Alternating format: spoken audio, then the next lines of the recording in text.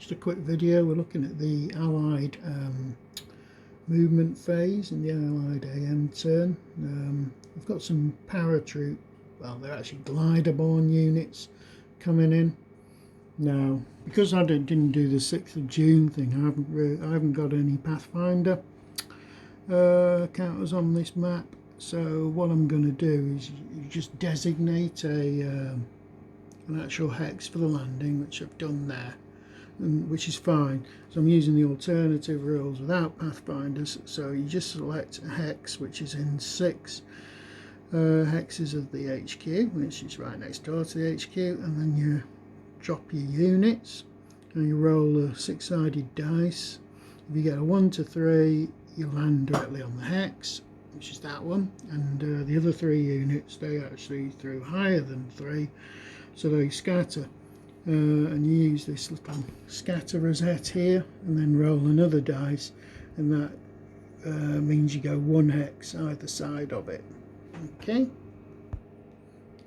Normally what would happen, you'd have to throw for landing casualties. Now this isn't really applied, certainly to the 6th at the moment. Any unit dropped into an enemy unit onto a full C hex is eliminated. Okay. Which is not this case. Any unit dropped into a flooded marsh, again, no. So you must roll on this survival table, and any unit that drops adjacent to German units undergoes fire from them. So you roll a d10, and if the result is less than or equal to the German's attack factor, unit is eliminated, or a step loss of its battalion size. Greater than the unit's attack factor, no effect. Right, we did the same for some 82nd units, which we landed there. Now one of them's landed in a flooded marsh area, which is that one. The others landed either in Bocage or in Bocage, so they're okay. Right, so we'll throw for this one, D6, and it's a 3, so it's no effect. So that's the Allied glider-borne landings for June the 7th, which went ahead without any upset. Do I have to throw for flak? Just let me check. There might be. Well, the only thing that you can do, they can actually move 1 hex as well after they've landed. So I might as well do that. I'm also assuming that they are in supply, in general supply, even though it doesn't say that. But one thing we didn't mention in the last video was German coastal artillery battery fire on the landing hexes. So long as you're within range, you see the 15 in the white square there, that's 15 hexes range.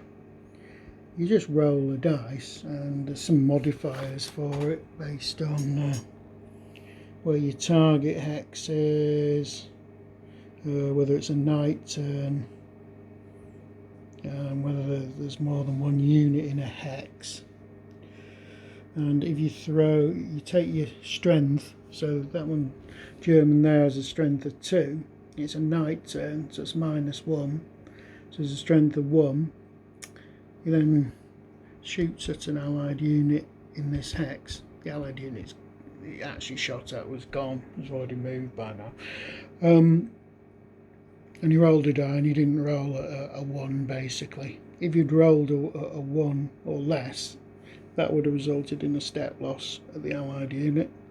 Now if you're firing during the day, you're fine so long as you're firing, you've got a friendly unit within 3 hexes of the target hex. But if you're firing at night like we were, then you have to have a unit adjacent to the hex. So there is this isolated German unit there which satisfied that criteria.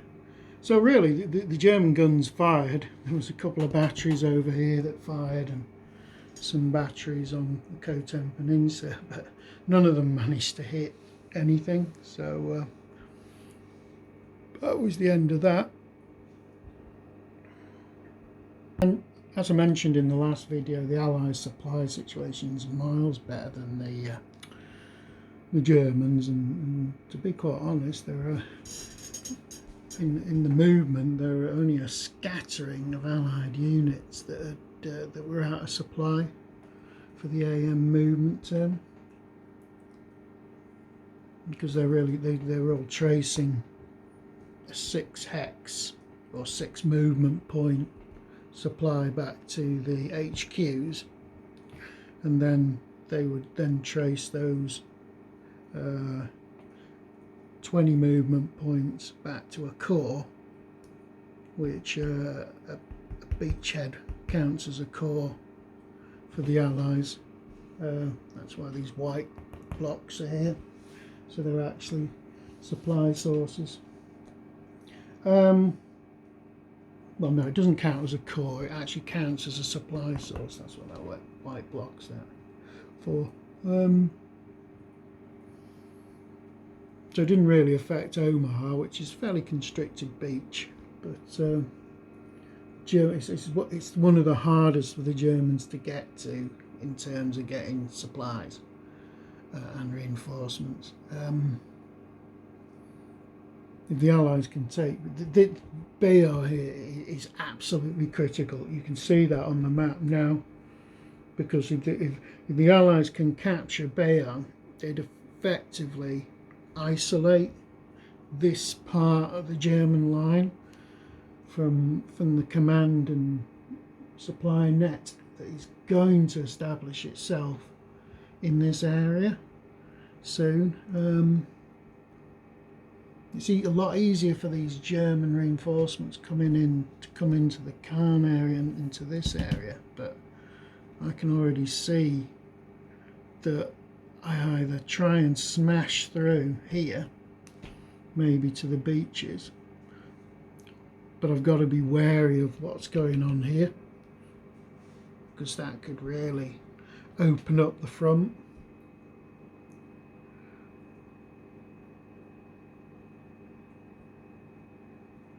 In terms of what's going on around Utah and the Khotan Peninsula, it's really a lot of units sort of trying to knock out isolated German units and establish a perimeter. And the Germans are trying to establish their supply net onto the Khotan Peninsula using that core unit there. If necessary, they can trace to a core unit it's established in this area somewhere back to the supply source at Cherbourg. So the next phase is the Allied combat phase, artillery and combat phase. I think this time they're going to have access to naval guns and air support as well.